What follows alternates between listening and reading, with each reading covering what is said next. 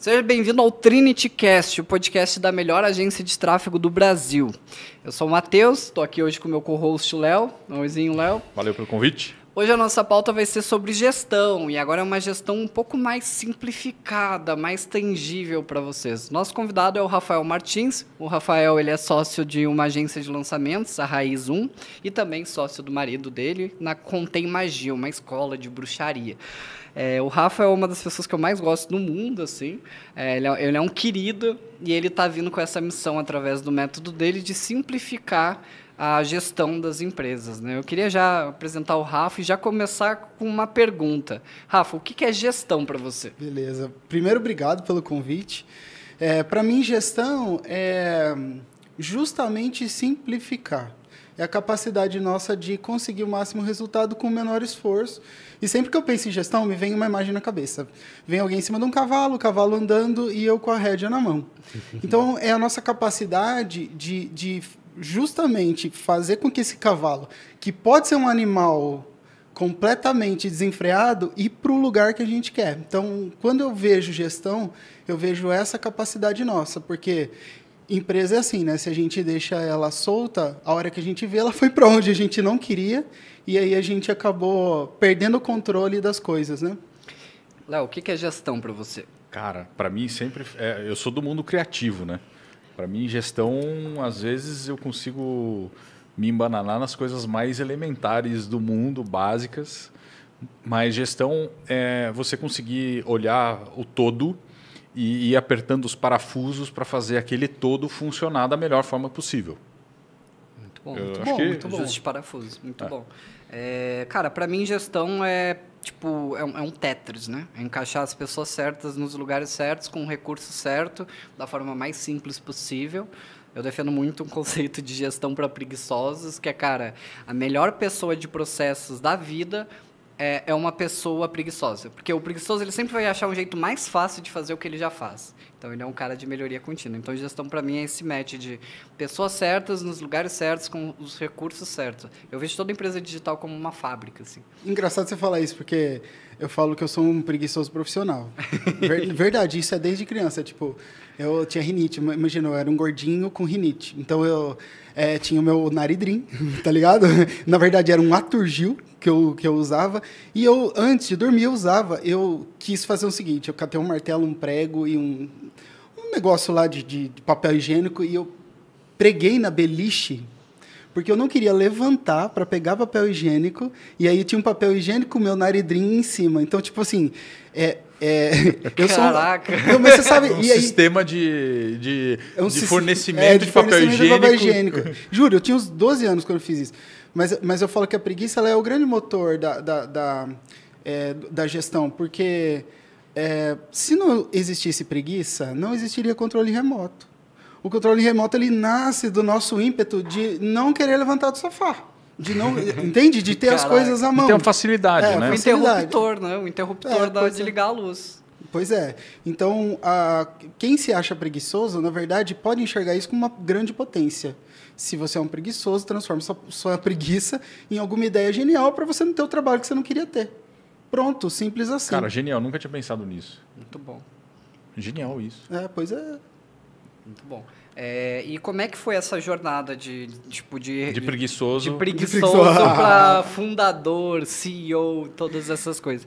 Onde que foi que tu viu que, cara, realmente, o que a gente está fazendo aqui é diferente, o que a gente está fazendo aqui é legal? E como que foi essa jornada dessa virada do simples ao cubo, né? Fácil ao cubo. Fácil ao cubo. Isso, simplicidade é o nosso lema. Então, como que foi?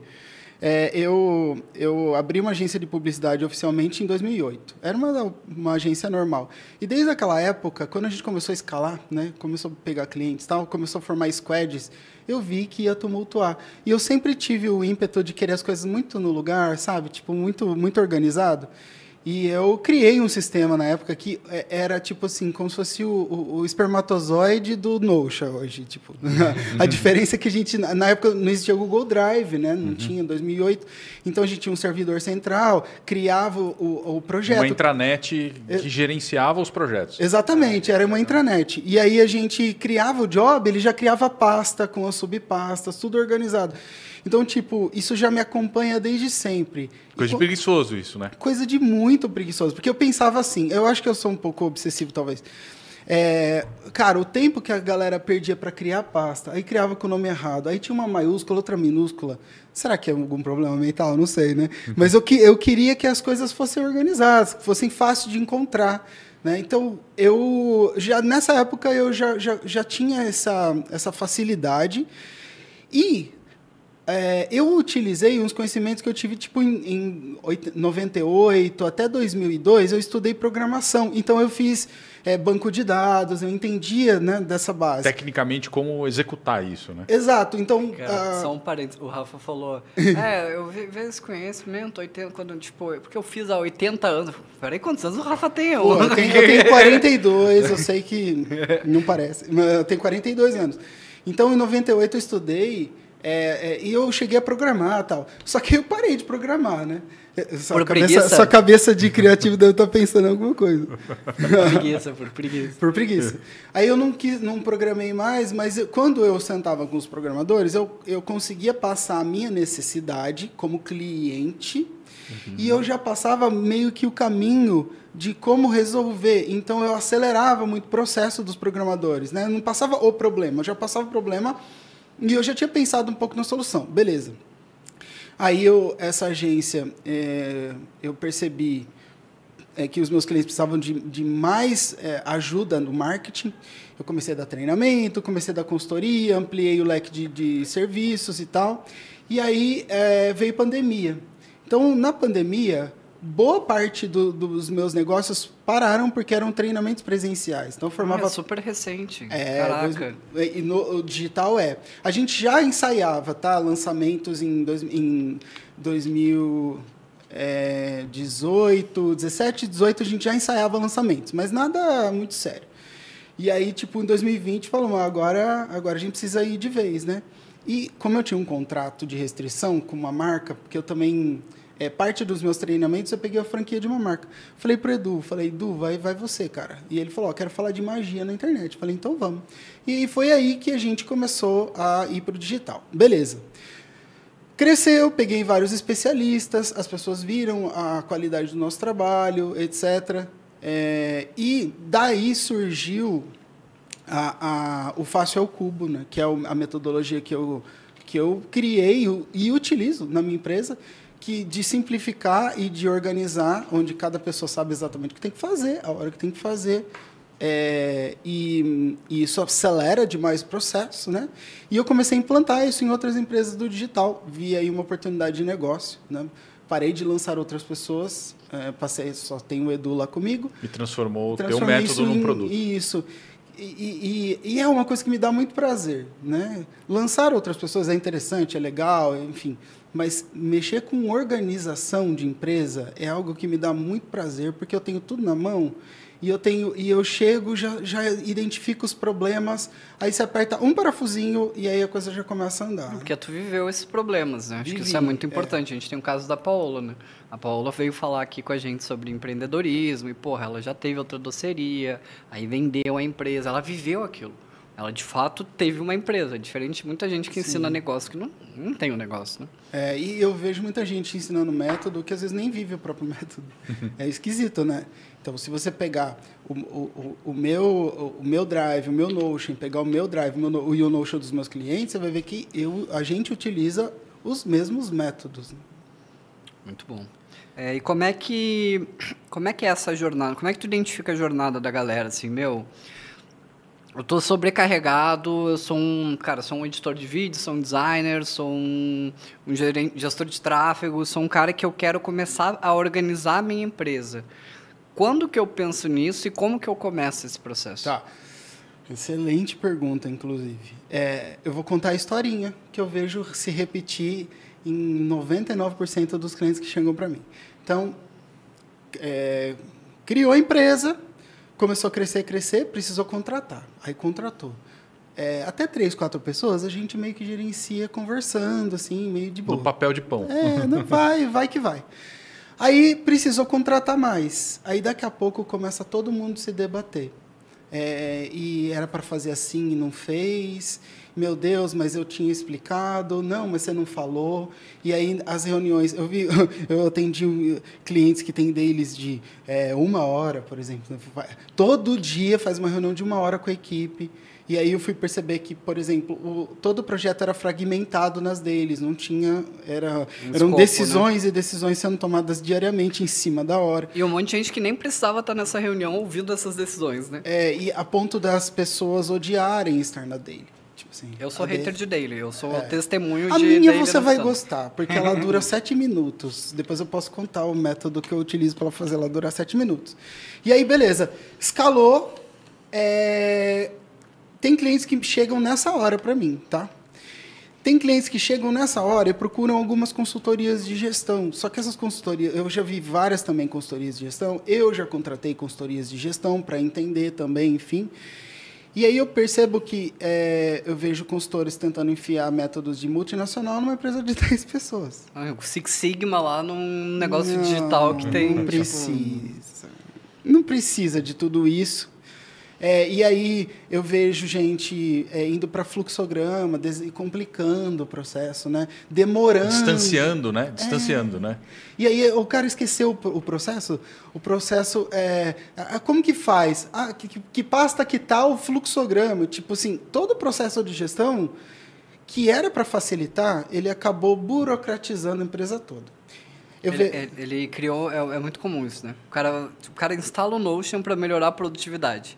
Aí ele gasta um tempão montando o negócio. E ele não acha mais nada.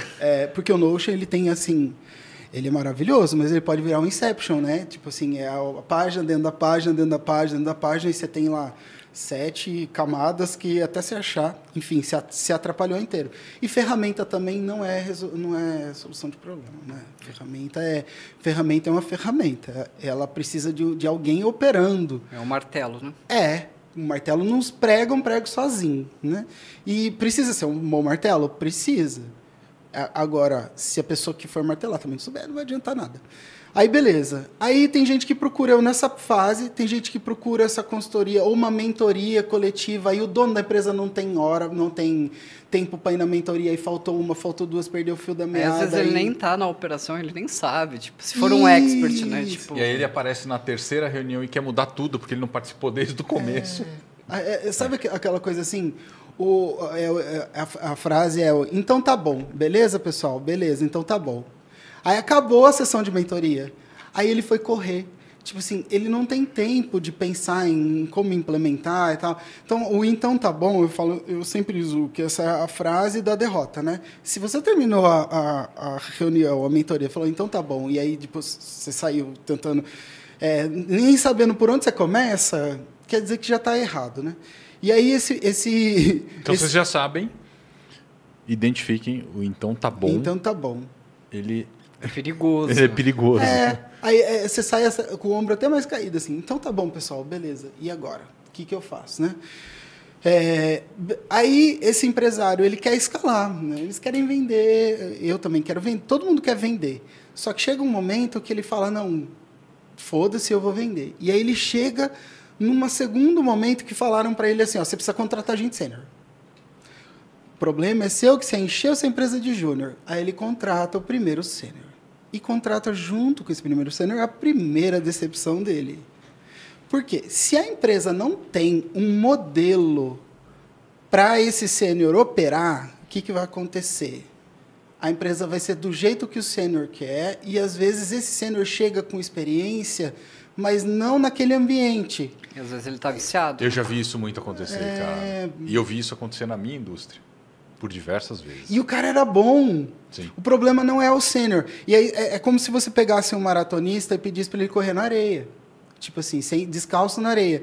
E aí ele não vai conseguir performar. Ele precisava de uma pista, ele precisava de um tênis. E o que significa essa pista, esse tênis? Significa justamente os processos da empresa. Então tem gente que contrata sênior querendo que ele venha de brinde. Resolver o problema de processo de gestão. Não vai. Eu quero sênior com os processos. Aí tu pede pro sênior documentar os processos, ele vai olhar, tipo...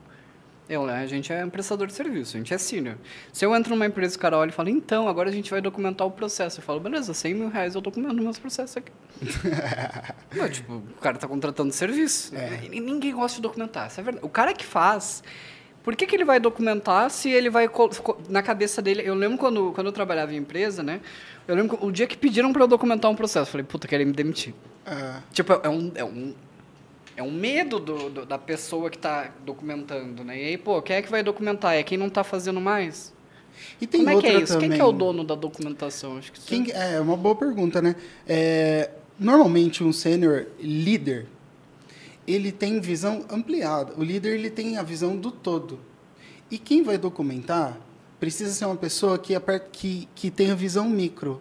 Eu tenho pessoas do meu lado que ficam enxergando de lupa, eu enxergo de binóculo, entendeu? Então, se você pedir para alguém que enxerga longe, que tem visão ampla, documentar, ele vai ter a sensação que ele está perdendo tempo.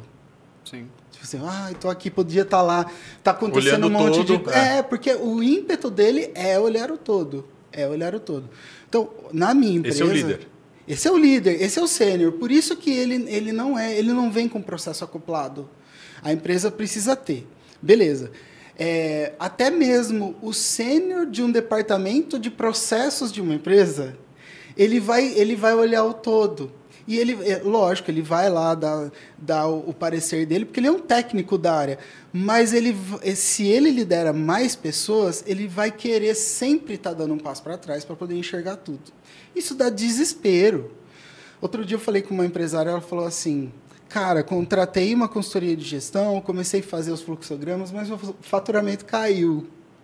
Aí eu me vi desenhando o fluxograma e eu vi o gráfico baixando. E o core business, tipo... eu falei, o que você está fazendo desenhando o processo? Então, o empresário ele tem a visão do problema, da solução e parte do como. E aí ele narra esse problema e a pessoa que vai desenhar o processo, ela vai falar, primeiro faz isso, depois faz assim. Porque o que é processo? Processo é você eliminar o vai e vem das coisas, basicamente. Porque cada vez que uma coisa vai e volta, você está perdendo tempo, dinheiro e está enchendo o saco da galera. Que a galera não aguenta mais ver aquela mesma tarefa voltando. E interrompendo, né? O processo ele foi feito também para evitar interrupção. Tipo assim, eu faço um bloco de informação e boto na esteira. Imagina só, na esteira. Se chega lá na frente, nossa, faltou um parafuso. Aí volta. Aí não sei o quê. Então, quem desenha processo tem essa visão de primeiro faz isso, depois faz isso, depois faz isso, depois faz isso. E aí, qual que é o fio? Eu estava falando de... Só pegando um gancho da interrupção, né? Se você é interrompido 1 hora por dia, durante 1 ano, você queimou 284 horas. Ele faz conta, bicho. O Matheus, ele faz conta. É mais ou menos assim. Eu fiz uma conta rápida, né? Tipo, 1 hora por dia, vezes 5, vezes 4, vezes 12. Dá uns 270 e poucos, assim. Tem uma pesquisa que fala que a gente perde 48 minutos por dia procurando coisas. Mas isso é uma pesquisa de um americano. Em que a eficiência é maior. Eu entendo que sim, tá? É uma percepção de que a cultura americana ela tem uma eficiência maior. Mas o brasileiro é mais aquela coisa orgânica, né? Aquela coisa do... Jeitinho brasileiro. Orgânico, você foi bem... Bem gentil. Bem gentil. E aí, 48 minutos por dia... Bicho, isso é tipo os 20 dias de férias que você queria ter no fim do ano, tá aí, ó.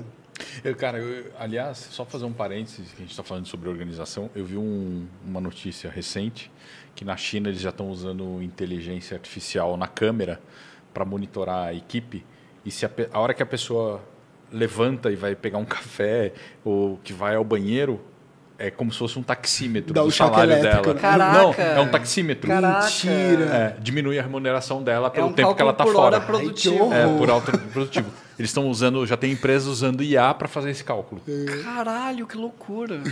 Dá um choque elétrico. Deixa o povo descobrir. A pergunta que eu tinha feito, né, quando a gente entrou nessa linha de raciocínio, foi quem que cuida dos processos de uma empresa? Beleza. Essa é uma excelente pergunta quando a gente... Depende do tamanho da empresa. Depende. É um grande depende. Essa é uma excelente resposta para qualquer pergunta. Eu sinto que alguns empresários têm uma aptidão um pouco maior para ser organizados, né? Outros não. Eu sou essa figura, né? Eu crio sistemas porque eu sou preguiçoso e, tipo, eu bato o olho e falo, cara, eu preciso editar um vídeo, eu preciso gravar, decupar, e aí... Pra mim, eu tenho essa visão 360. Só que às vezes eu falo com o Léo sobre isso, né? O Léo é mais criativo e tal. Aí o Léo falou, não, cara, mas não tem como eu ensinar o cara coloração. Tá, mas não tem uma etapa de definir a paleta de cores? Não tem uma etapa de... Não tem um documento que tu consegue treinar o cara? Mas isso não é uma minoria, né? Sim. Em sua grande maioria, quem que é esse cara? Sim. Essa é a pergunta. Quem que é o dono dos processos? O dono dos processos é aquele que mais tem aptidão para olhar o micro, tá? E que vai ter condição de estar ali no dia a dia. Então, acompanhando se o processo está correto e se está sendo executado, é isso? Isso. Então, quando a minha empresa cresceu muito, né? Tipo 2009, 2010, 2011, ela estava super arrumada. Só que eu colocava os processos e eu não tinha aderência dos processos. Então, ele durava ali uma semana, 2, e eu já estava resolvendo trocentas outras questões e fechando com o cliente. E tinha processos que eu não lembrava que eu tinha instituído, porque eu já tinha instituído vários, eu estava resolvendo um monte de coisa. Tipo, minha empresa já estava com 25 colaboradores. Então, quem está ouvindo aí já sabe o que é ter uma empresa com 25 colaboradores. Foi então que eu contratei uma gestora de processos que ia ficar acompanhando, que não deixava os processos caírem. E aí, nessa fase também, a gente foi analisar como é que a gente fazia para engajar melhor as pessoas. Porque tem esse outro problema também, né? Um problema... talvez desenhar o processo não seja o maior dos problemas. A dificuldade maior é fazer as pessoas ter a cultura de usar o processo. Isso. E aí a cultura, ela nasce da repetição, né? Então, como que eu faço? Eu tenho um método para isso, tá? Como que eu faço para a equipe não torcer o nariz quando você chega com uma nova ferramenta? Fala, pessoal, agora a gente vai usar essa plataforma aqui. CRM, cara, time comercial. Um negócio para eu olhar. Time comercial é o maior, é o maior detrator da aderência do mundo. Cara, colocou um CRM, o cara, mas eu já sei. Eu vou ter que preencher e não sei o quê. Pois é. Puta, eu vou ter que usar esse aplicativo de força de vendas. E assim, eles reclamam, e reclamam com razão. Porque quando você tira a pessoa do jeito... imagina só, a gente escova o dente sem pensar, certo? Não lembra. Nossa, tem que pegar a escova e tal. Então, imagina, aquilo já estava no automático do cara. Aí você tira ele do automático, você faz ele gastar mais. O preguiçoso vai... Ele vai reclamar. Vai, né? Sair da zona do automático dele, né? Totalmente. Então, ele vai gastar mais energia cerebral e ele vai terminar o dia naquela semana mais cansado. É normal. Só que tem uma coisa. A gente pode... eu tenho uma máxima. O novo processo precisa ser mais fácil que o antigo. Não tem de preferência discussão. Menor. Menor, mais simples. É uma substituição para melhoria, né? Exatamente. Assim. Se ele não for mais simples, porque às vezes a gente precisa colocar alguma coisa aqui, por exemplo, fulano me mandou um questionário de briefing de lançamento que eu vou levar o dia inteiro para responder. Aí eu falo, ou você responde agora, ou você vai responder ele ao longo desses 30 dias, sempre em cima da hora, e você vai responder o dobro, se somar a quantidade de horas. E não é um dia, não, tá? É uma hipérbole bem da sem vergonha, um dia. É só uma horinha ali, concentrado, que vai resolver. Beleza. Aí, o que acontece? Eu preciso vender a ideia para a equipe. Eu não é chegar e meter lá o processo novo. Então, eu preciso apresentar o processo como uma boa notícia. Pessoal, tem uma excelente notícia para vocês. Vai simplificar a vida. A gente vai simplificar muito. Você lembra aquele problema que a gente tinha quando clicava aqui e não ia? Pois é, agora ele está resolvido. Então eu começo mostrando que é uma boa notícia. Eu dou 2 ou 3 exemplos de problemas que aconteciam que não vai acontecer. Nisso está todo mundo o quê? Já esperando. Já comprou a ideia. Então, a gente mexe com ferramenta e a gente mexe com o ser humano que vai usar essa ferramenta. Aí eu vendo isso como uma boa notícia, a chance de aderência, vai assim para a lua. É quase que 100%, né? E a gente tem que testa, valida no microambiente, para quando a gente implantar... Ele está redondo. Evitar lá, ficar consertando, mudando. Porque isso gera frustração, né? Muitas empresas não amadurecem processo porque justamente não deixa amadurecer. Se a equipe não repetir 30 dias, pelo menos, a mesma coisa, do mesmo jeito, não vai amadurecer o processo nunca. Então, precisa... Mesmo que você já tenha a versão 2.0, 3.0, é tipo a Apple. Eu tenho certeza que agora eles já têm lá o que eles vão fazer no iPhone 17, 18, sei lá. E estão testando. E estão testando. Só que, assim, o que eu vou lançar agora? Então, a gente precisa ter esse entendimento de que tive uma ideia, implementei e lancei. A cada semana a tua equipe ela vai ter contato com um jeito diferente de fazer as coisas e nunca vai amadurecer o processo e eles vão continuar o dia cansados. Então, essa é uma das questões. O processo precisa ser mais simples e precisa ser passado como uma boa notícia para a equipe. E eu só vou fazer um parênteses, né? O que é um processo? É um passo a passo, né? Um fluxo de, como, sei lá, eu quero gravar esse podcast. Para gravar o podcast, a gente tem que montar as câmeras, preparar a luz, fazer não sei o quê. O processo seria o como fazer cada uma dessas atividades, certo? Certo. Beleza. Agora que eu tenho como, e eu passo isso como uma boa notícia, onde que está o grande ganho de tudo isso? Onde que eu vejo que, não, realmente, né? Onde que está o grande ganho de inserir um novo processo? Seria uma cultura de processo no geral, assim, né? Eu acho que às vezes fica meio empírico, né? Quando que eu vou olhar, por que eu vou olhar? Acho que essa é a pergunta que eu gostaria que fosse respondida, assim. Quando que eu tenho que olhar o processo e com que olhos eu olho esse processo e qual processo da minha empresa eu priorizo? Como que eu faço essa priorização? Para mim, o termômetro são 2. Primeiro, o resultado que a equipe está entregando. Então, falta de qualidade é um ponto a ser observado. Se está chegando com qualidade menor. Quantidade de erros, porque eu vejo equipes errando na mesma coisa. Tipo assim, eu vejo a seguinte frase: cara, era para ser experiente. Já é o 30º lançamento e eu não acredito que a gente errou nisso. Então, o problema não é a pessoa, o problema é o processo que não estava blindado para não deixar passar aquele tipo de erro. Então, quantidade de erro, qualidade do trabalho e se a equipe se diz sobrecarregada. Porque quando a pessoa se diz sobrecarregada, nem sempre é excesso de tarefa. Eu já vi gente chegar sobrecarregada no final do dia só porque ela tem que logar e deslogar, sabe? Era só criar uma nova, né? E ela tem que digitar usuário e senha, ela tem que era só colocar favorito. Entende? Toda vez que ela tem que ir nos arquivos, ela tem que dar 5 cliques. Então, cada 5 cliques que ela dá, cada clique que ela dá é uma energia dela que vai. E é uma energia, assim, tão intangível que a gente não dá bola. Mas chega no final do dia, a pessoa está exausta. Aí ela chega e fala que está sobrecarregada. Que nem o lance de tomar decisões, né? Porra, uma decisão tira um pedaço da gente. Decidir o que eu vou comer hoje. Nossa. A cada decisão... entendi. O esforço mental que você faz para decidir, ele é como se ele gastasse a nossa pilha. Eu tenho o método de ter as roupas todas ser pretas, porque eu não tenho que escolher. Eu já sei, né? Camiseta preta ou camisa polo preta. E acabou. Eu não quero gastar energia com isso. A dieta, para mim, foi libertador. Porque eu ficava todo dia pensando, nossa, o que eu vou comer hoje? Por exemplo, a minha daily...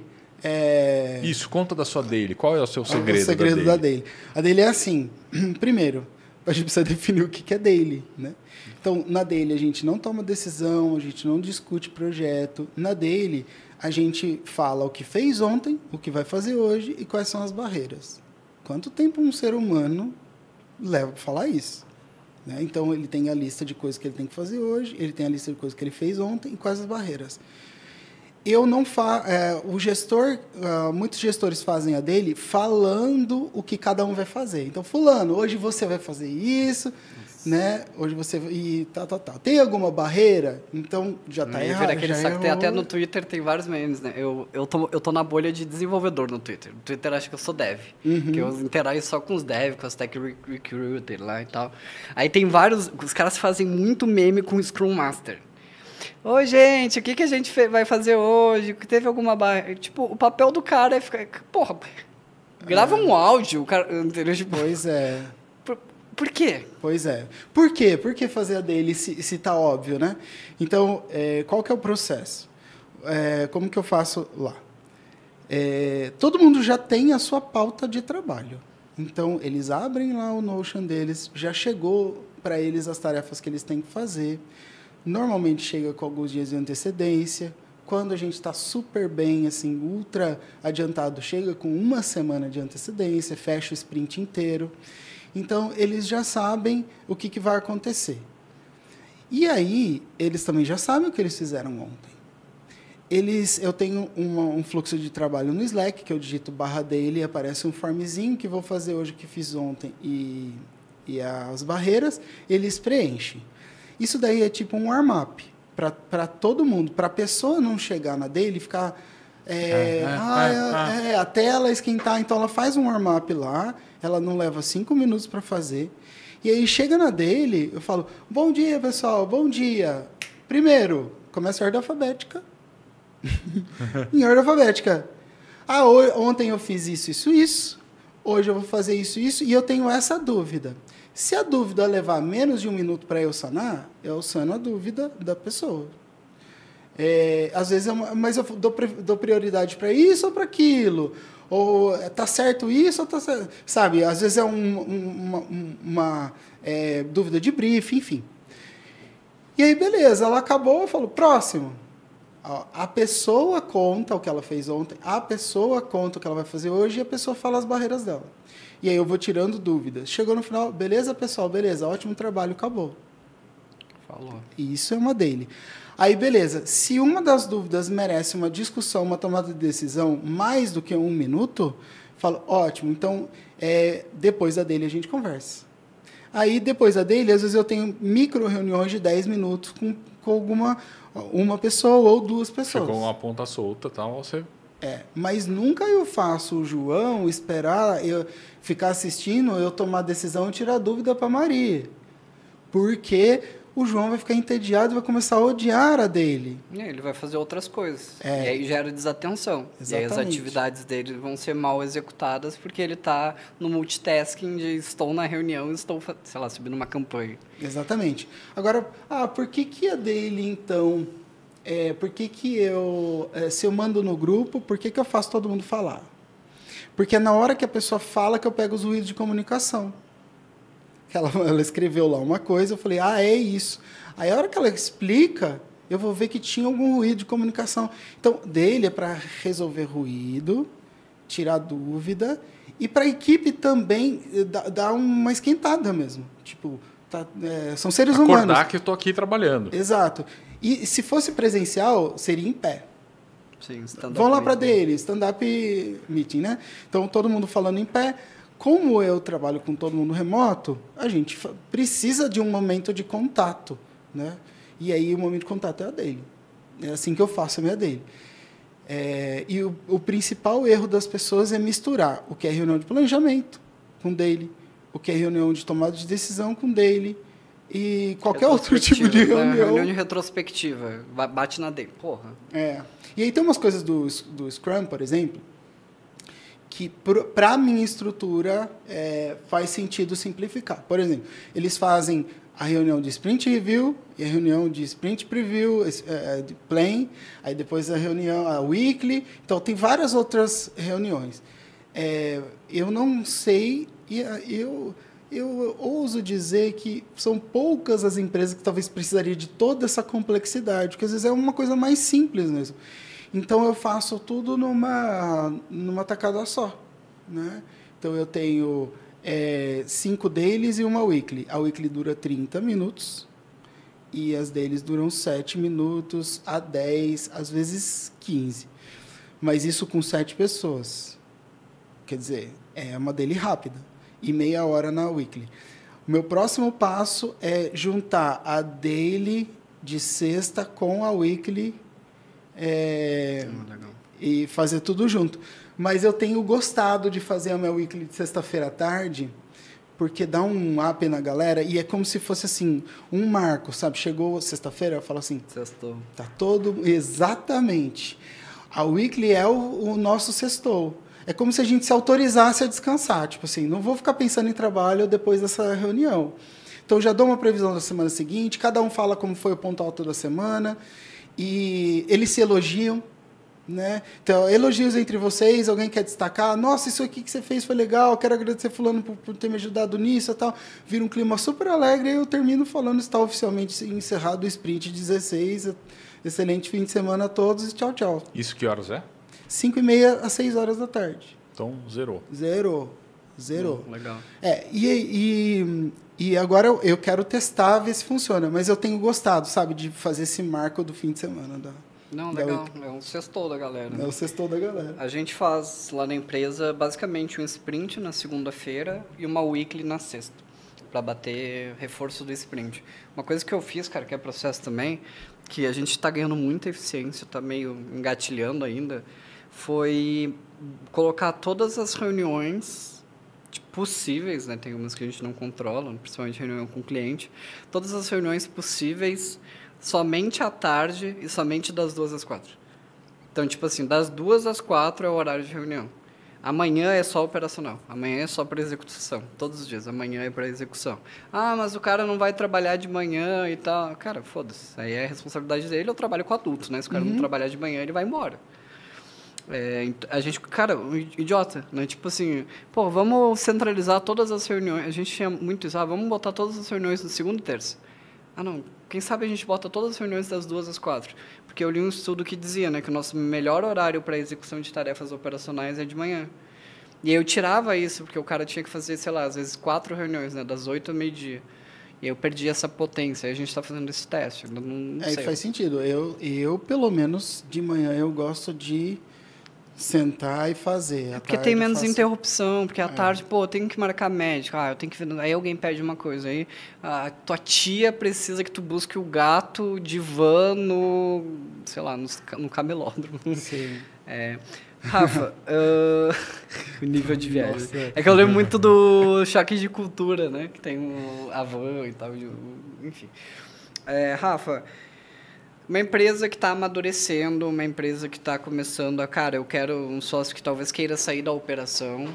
Qual que tu diria que é o passo zero? Assim, tipo, eu quero trabalhar menos, passar menos... Não trabalhar menos, não, mas, tipo, eu quero trabalhar de forma mais inteligente. Tá, o que eu faço? Primeira coisa é fazer uma lista. Primeira coisa, ele vai fazer uma lista, um descarrego mental sem critério nenhum, vai abrir um Excel ou um Notion com linhas, né? Precisa ser uma planilha, e ele vai colocar tudo que ele faz. Tudo. Sem critério mesmo. Sem querer categorizar, sem querer colocar nível de importância, primeiro ele faz isso. Coluna tudo que ele faz. Tudo. Na empresa. Que se ele não fizer, fudeu, ninguém vai fazer. Isso. Coluna 2.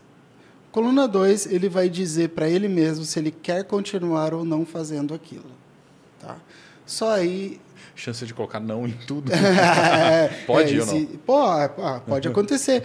Pode ser que ele não queira nem estar ali. Né? Mas a primeira coisa, então, falar assim, qual é o primeiro passo? É você contratar. Não, querido, a primeira coisa é você clarificar o que você quer, porque se perguntar, ele não sabe as tarefas que ele faz. Todo mundo já esteve nesse lugar. Eu faço listas para descarregar a minha mente, sei lá, 2, 3 vezes por semana, para eu poder enxergar a minha mente em outro lugar que não é aqui, misturado com tanta outra coisa. E aí, então, quero sair do operacional. Faz a lista de tudo que você faz. Depois categoriza se você quer ou não, né? E se você não sabe se quer, você coloca lá um talvez. Por quê? Porque pode ser que algumas coisas você até gostaria, mas você duvida que dá para delegar.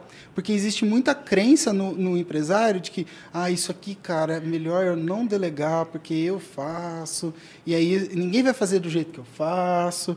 Então, aí ele consegue, com essa tabela, ele consegue saber o que ele quer, o que ele não quer e o talvez. Aí depois ele olha para o talvez. Aí eu coloco, eu tenho uma coluna de nota de dificuldade, de 0 a 10. Aí vai ter...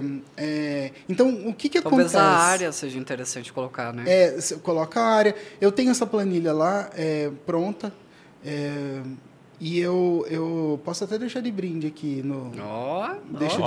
Temos presente. Você primeiro a fazer o download. Se você está no Spotify, a gente vai deixar uma pergunta.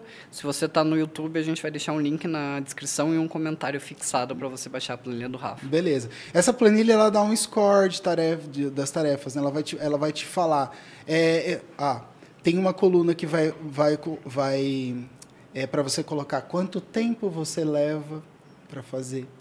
É uma coluna perigosa, porque muitas vezes a gente não sabe direito quanto tempo leva e a gente subestima normalmente. Normalmente coloca sempre menos tempo do que acha que leva. Quanto tempo leva e etc. Pronto. Agora eu sei, agora começo a ter clareza de um plano de ação. Quero sair do operacional. Primeira coisa, faz a lista. Aí o exercício é o pela última vez, né?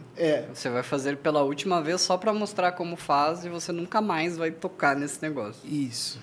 E aí, as consultorias mais tradicionais de gestão vai dizer que você precisa produzir um fluxograma e fazer não sei o que lá. Não, você precisa só de um Loom. Só de um Loom que você... Eu sou o maior evangelista do Loom do mundo. Não precisa... Né, fazer toda essa parafernália. É um Loom, uma reunião, o acompanhamento, né, porque tem gente que delarga, e aí vai ver, fica bravo. E eu estava falando do sênior, né, contrato sênior, e tem gente que vai de ciclo em ciclo nisso. Então, o sênior não funciona. Aí vai outro, não funciona. Por quê? Talvez o problema seja ele, né? O contratante, não o contratado. Pois tem gente que já está no 7º sênior. E ele fala, gente, não acha gente boa para trabalhar. Mas, na verdade, não é. A pista para ele trabalhar é o Loom que você não gravou, basicamente. E é muito simples. É apertar um botão e fazer. Explica o que é o Loom. O Loom, para quem não conhece, é um software de gravação de tela. O Loom você aperta lá, né? Você baixa ele tem a extensão, às vezes nem precisa nem baixar. Você baixa ele e aí ele vai filmar a sua tela com uma câmerazinha, pode ser redondinha ou quadradinha. Você filma a tela, ele já publica esse vídeo e agora com a inteligência artificial dele, ele já gera um título para esse vídeo. Então nem no título você tem que pensar. Você vai lá e aí você gerou um link, esse link você manda. Então às vezes uma reunião podia ser um Loom. Ele tem até uma estatística, né, agora, ele mostrou lá. Parabéns, Matheus, você falou durante 2.000 minutos e economizou tantas horas de reunião. Pois é. Eu, por exemplo... Ele vira um banco de dados, né? E ele consegue pesquisar lá, eu quero sobre, sei lá, produção audiovisual. Aí tem lá todas as coisas, né? O que eu vejo que tem que ter reunião, o que não é reunião? Por exemplo... Se a informação vai sair daqui e vai vir para cá e essa pessoa vai dar sequência, não precisa de reunião. É o input, o output, falou. Principalmente se tiver um processo para gravar esse Loom, que é o quê? Todas as perguntas possíveis que pode aparecer. Então, você estava falando de inteligência artificial, eu criei uma automação, eu não, né? Eu ia pedir para tu falar disso. Eu adoro. A gente criou uma automação essa é a automação dos preguiçosos, tá? Essa aqui, quem tem preguiça, isso aí Aí funciona assim. Normalmente, empresário, líder, especialista, ele é muito oralizado. Ele gosta de fazer live. Ele não gosta de sentar e escrever. Então, quando pede para ele escrever um briefing, ele morre. Ele não quer. Ele queria o quê? Ele queria gravar um áudio no WhatsApp. Era tudo que ele queria, né? Então, a gente criou um canal chamado Briefing no Slack. Aí, a pessoa vai e grava o briefing com todas as informações que porque acha necessário. Acha necessário, beleza. Ela vai gravar lá 2, 3, 5 minutos de áudio. Aí esse áudio, ele vai para a inteligência artificial que transcreve. A hora que transcreve... Exatamente igual? Exatamente igual. Aí depois que ela transcreve, ela aplica um prompt que pega essa transcrição e coloca no formato de briefing que a gente utiliza. Qual que é o formato que a gente utiliza? Contexto, né? Qual que é a ideia inicial, contexto, qual o objetivo, as restrições, o que não fazer, o que fazer e técnico, referências. Beleza. E o possíveis dúvidas, né? Isso. Aí ele vem para uma lista de tarefas. Ele escuta o áudio, né? A inteligência artificial escuta o áudio, extrai esse áudio, possíveis ações, né, que tem que ser feitas. E aí, no final, ele pega e coloca embaixo 5 dúvidas que a pessoa que for ler esse briefing pode ter. Então, o que acontece? Maravilhoso isso, hein? É maravilhoso, porque ele sempre vai pensar numa pergunta que eu, na hora de gravar o briefing, não imaginei que a pessoa que fosse ler talvez teria. Às vezes no banho cai a ficha, tipo, puta, o cara vai perguntar isso. Vai perguntar. Viu? Essa ferramenta tem o link também de brinde pra galera. Libera o Jason. Manda um direct que a gente conversa. Gente, deixa eu só fazer um disclaimer. Slack é um meio de comunicação. Ele funciona como... Eu ia falar um super WhatsApp, mas é uma ofensa pro Slack falar que ele é um super WhatsApp. O Slack, ele tem uma parada que você cria os canais e você consegue conversar por tópicos, né? Então, você coloca lá... discussão, brainstorming de próximos criativos a serem gravados. E aí aparece essa mensagem e abaixo todas as respostas dela. Então, a discussão ela acontece dentro da mensagem. Então, não fica aquela rolagem infinita do WhatsApp. O Slack ele é um grande defensor da comunicação assíncrona. Né? Então, a premissa dele é toda mensagem tem que ser um e-mail. E esse e-mail, ele não é para todo mundo. Por não ser para todo mundo, precisam que sejam criados tópicos. O que é o tópico? É uma mensagem com várias respostas. Então, é maravilhoso. E a gente tem outras automações. Por exemplo, quando cria uma tarefa no Notion, manda para o Slack a tarefa criada para fulano com um botão escrito confirmar tarefa. Aí o fulano confirma a tarefa, volta lá para o Notion. Ele consegue negar? Tipo, não quero essa tarefa. Não consegue. Né? Aí não rola negar. Você não tem opção. Não tem essa opção. Tem que apertar o botão. E aí, sabe o que é legal? Ele já cria o tópico. Então, a conversa pelo Notion é uma conversa mais assíncrona do que a do Slack. A do Slack é quando eu tenho preciso de um pouco mais de velocidade de resposta. E a gente precisa chegar numa conclusão ali um pouco mais rápida. No Notion terminei, deixa um comentário, alguma coisa assim, né?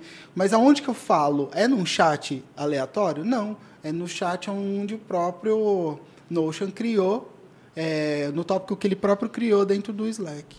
Que legal. Então, ele cria o tópico para a tarefa. Se você quer discutir sobre essa tarefa, você nem precisa sair do Slack. Isso.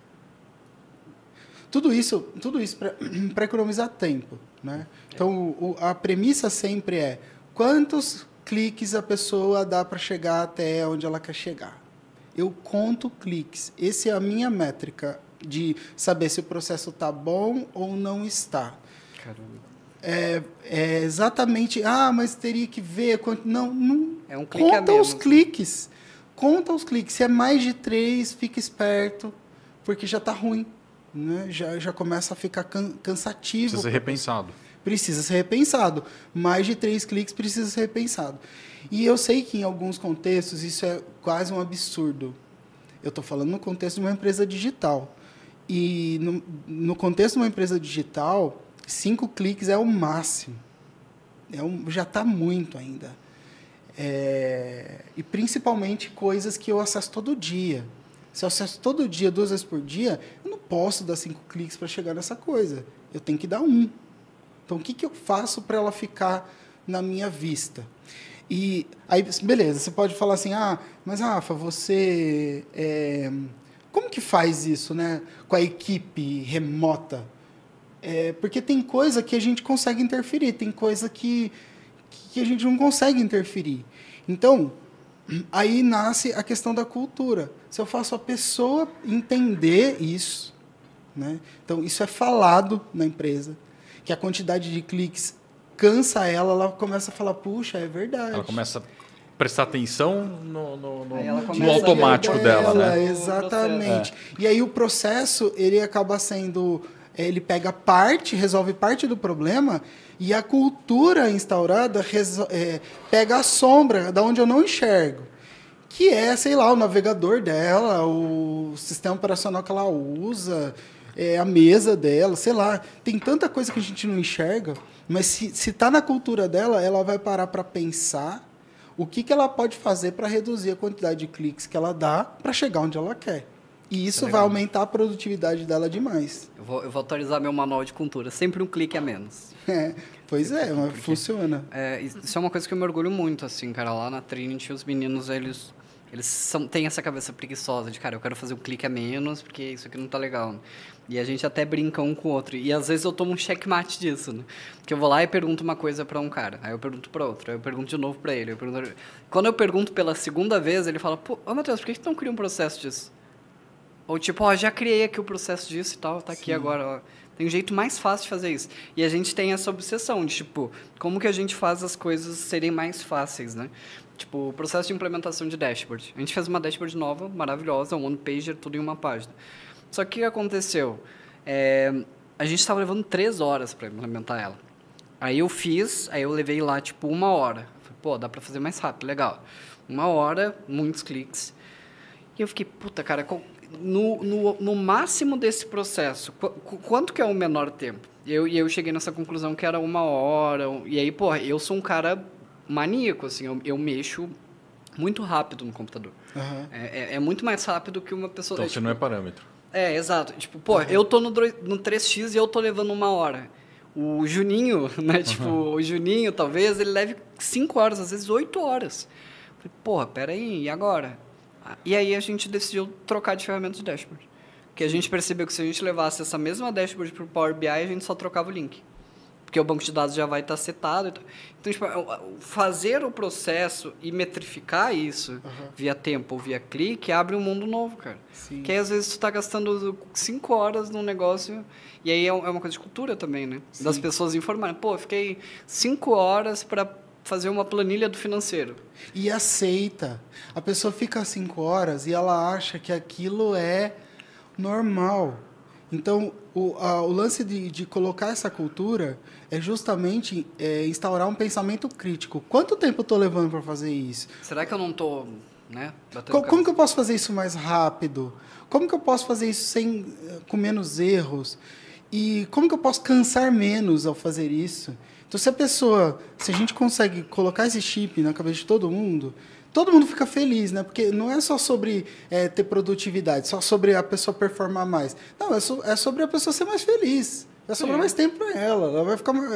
A vida vai ser mais legal trabalhar nessa empresa, né? Então, tipo, é muito mais do que querer extrair do colaborador produtividade. Não é. É sobre dar para ele espaço livre para ele poder respirar. Para ele pensar. Para ele pensar, para ele levantar, tomar um café, olhar a paisagem, sabe? Para ele poder relaxar. Se ele fica ali só na pressão, ele vai acabar parando de performar, né?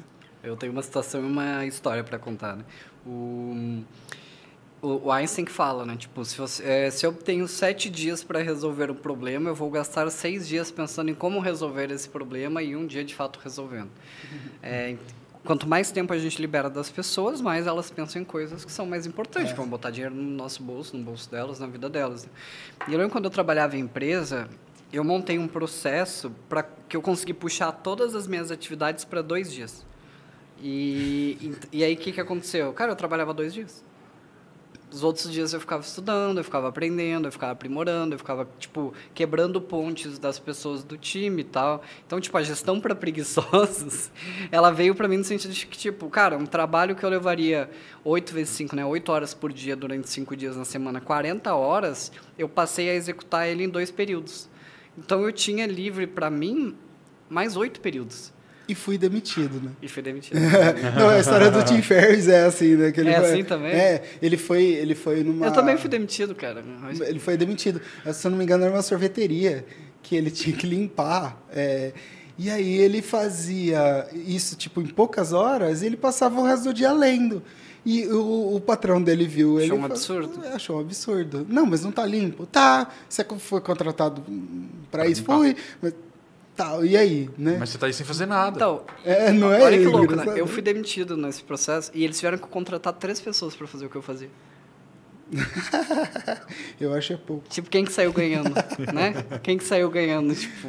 Pois é. Enfim, mas também eu entendo que hoje, voltando atrás, eu criaria esse processo, contrataria uma pessoa para ficar nesse processo. Sim. E eu lideraria essa pessoa para eu ser mais estratégico para a empresa. Sim. Eu não tinha essa cabeça antes, né? E a empresa não era minha, então... Agora, o Léo é da criatividade. Agora chegou. Eu quero perguntar uma coisa para o Léo, para saber o que ele pensa. Porque eu lido com muitos criativos, adoro os criativos, e eu acho que eu sou um deles. Que eu utilizo a criatividade para os processos, entendeu? Mas eu, na verdade, a minha cabeça ela é um tanto caótica, né? Você, nos ambientes de criatividade que você já trabalhou, você acredita que os processos ajudam ou atrapalham? Cara, é um dilema isso. Não sei se tem mais a ver com crença, né? Porque o artista, em tese, ele acha que ele precisa viver no caos para ele poder extrair ao máximo, né? Ele precisa viver o limbo, ele acessar coisas que, se ele tivesse uma metodologia, talvez ele não acessasse. E é pelo contrário, né? A partir do momento que você tem uma organização e um fluxo de funcionamento das coisas, você percebe que a sua produtividade ela é muito maior. Né? Sim, mas que não necessariamente a gente executa. Isso não quer dizer, uma coisa é acreditar naquilo, outra coisa é realmente executar. Para mim é uma grande dificuldade conseguir seguir processos. Eu, Léo, pessoa, né, profissional, eu tenho uma dificuldade enorme de seguir processos. Eu não conheço uma pessoa... Tipo, todas as pessoas que falam que têm dificuldade em seguir processos, elas nunca fizeram um processo decente. Toda pessoa que fala que odeia a rotina, ela nunca teve uma rotina. Que é tão legal ter rotina. Que liberta, velho. O Léo fica zoando que eu conto as calorias do negócio. Cara, eu como a mesma coisa todos os dias. É uma decisão a menos. Eu acho que, tipo, tem uma parada disso que é que nem... eu acho que dizer que o processo limita o criativo... Posso estar errado porque eu não sou criativo, não tem lugar de fala, né? Apesar de ser um pouquinho criativo. É a mesma coisa que, tipo, venda, né? Venda é arte ou é ciência? É ciência. Criatividade é arte, é dom ou é ciência? Cara, para mim é ciência. É uma ciência. A pessoa mais criativa ela é a pessoa com mais referências. A pessoa com mais tempo ela tem mais referências. Ou menos preconceitos, né? E menos preconceitos. Sim. Mais referência e menos preconceito. A pessoa com um processo ela tem mais tempo. Se ela tem mais tempo, ela tem mais referência. Se ela tem mais referência, ela é mais criativa. Sim. Perguntaram para mim esses dias, mas a criatividade não fica limitada aos processos? E aí, a minha resposta é sempre a seguinte. Quando um criativo que gosta de viver o caos, de mergulhar em coisas profundas para trazer a arte dele, para fazer algo extraordinário, se ele fica pensando aonde ele vai salvar o arquivo, se ele ficar pensando onde ele vai guardar o pincel... V1, V2, agora vai V2, agora vai V3. Todo este tempo que ele ia gastar com esse tipo de situação, ele vai investir na profundidade da arte dele. Então, o processo ele serve justamente para liberar tempo. É o único objetivo. Mas eu também entendo que o criativo que fala isso, ele é muito individualista, né? Porque, querendo ou não, ele esquece que ele tem que muitas vezes ele trabalha em grupo. Sim. E que o fato dele ser desorganizado ou viver no caos... fode a vida de todo mundo. Sim. Que está ao redor dele. Né? E aí a gente vai, tipo, a bell curve, né? Tipo assim, a gente tem os extremos, né? Um criativo que tem um processo, né? Tipo assim, o que é um criativo que tem um processo? Sei lá, um Romero Brito. Sei lá, que tem um... não sei. Não, que Romero Brito tem um processo. Ele tem uma assinatura tão grande, claro, que ele faz a mesma Mas é que nem um escritor, né? Um escritor, porra, ele fica... anos com livro. Até a pessoa que faz sempre uma coisa nova e não tem processo. Então, tirando esses extremos, né, das pessoas ultra caóticas e do ultra processo, a gente tem ali uma galera que é criativo, que trabalha em grupo, que precisa dar resultado, que precisa entregar no prazo e que, de certa forma, não faz muita questão de ir tão profundo assim, né? Não tem esse turbilhão interno. Essa galera vai se beneficiar demais se tiver um processo. Demais. Porque a exaustão mental de procurar uma coisa e não achar, de toda vez que ele tem que importar vamos supor, designer, né? Ele tem que importar o logo, ele vai ter que caçar onde está o logo da empresa para colocar. Porra, é um inferno. Então, o que era para ser uma alegria para ele, né, dele pensar e tal, vira um inferno. Mas e aí, fazendo um paralelo, já que nós estamos falando de design, e aí é por isso que talvez uma ferramenta, por exemplo, como o Canva faz tanto sucesso. Porque não pensa. Você não precisa pensar, cara, está tudo ali. Além de você ter a biblioteca da marca, as referências de cores, que tipografia, quais são os ícones que tem que ser usado para aquela marca, que se pré-uploada isso, você consegue ter acesso às bibliotecas de coisas infinitas para usar no processo criativo, né? De forma fácil, colaborativa. Né? E diferente das ferramentas tradicionais que a gente tinha, que era só uma ferramenta técnica para você exercer. Né? E que aí você tinha que ficar buscando era o tudo. lápis. Né? Eu acho que agora você acendeu, você deu o clique, que eu acho que é a grande sacada, de repente, dessas plataformas online de criação, é o fato delas conseguirem fazer você economizar. Elas vendem dados e tempo. É isso. Tipo assim, o iFood descobriu que... O iFood arrumou um jeito da gente pedir comida em 5 toques, né?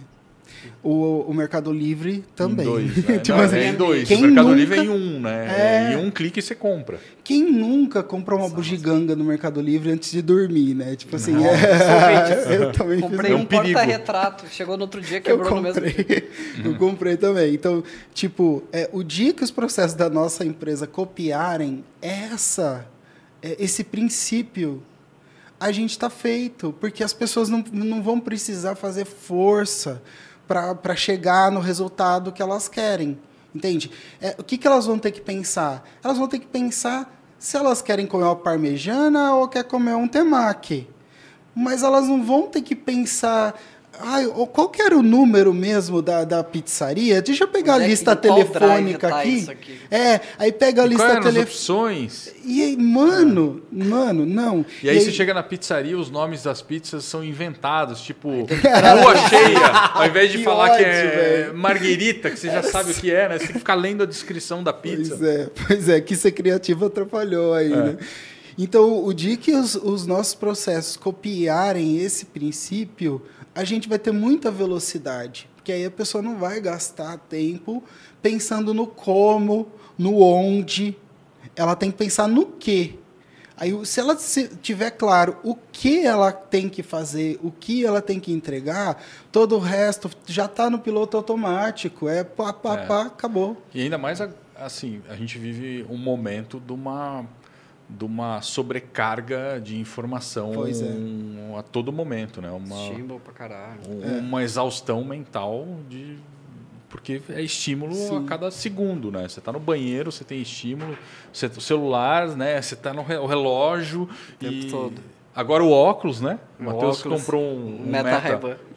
Eu ia trazer, eu esqueci. Que inveja! Ele comprou um Meta Ray-Ban, você está usando, de repente você está escutando mensagem chegar, cara. Eu tive que instalar VPN para baixar o aplicativo. O negócio tem surround, então o som é melhor que um fone de ouvido. É muito louco. Sério? Eu testei também. Gente, o papo está muito bom, mas precisamos encerrar. Rafa, se tu pudesse colocar uma frase em outdoor para todas as pessoas do mundo verem, qual seria? Me contrate. Hã? Me contrate. Na dúvida, simplifique. Muito bom. Muito bem, cara. Muito bom. Léo? Putz, em relação a isso... Um processo.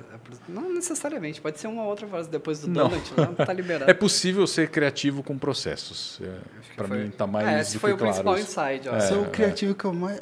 adorei você. Muito bom. Um prazer. E eu, cara, dentro de tudo que a gente estava falando, o tempo que você perde está em um processo que você não criou. Arrasou. É isso. Muito bom. Essa bateu na minha cara. Assim. Gente, como que acha vocês nas redes sociais? O Rafael com PH, Martins. Léo? E o meu? Léo Spigariol. @Matheus Oliveira. Esse foi mais um TrinityCast. Muito obrigado. Segue a gente, enfim, inscreve no YouTube, segue no Spotify e até a próxima. Valeu. Ó.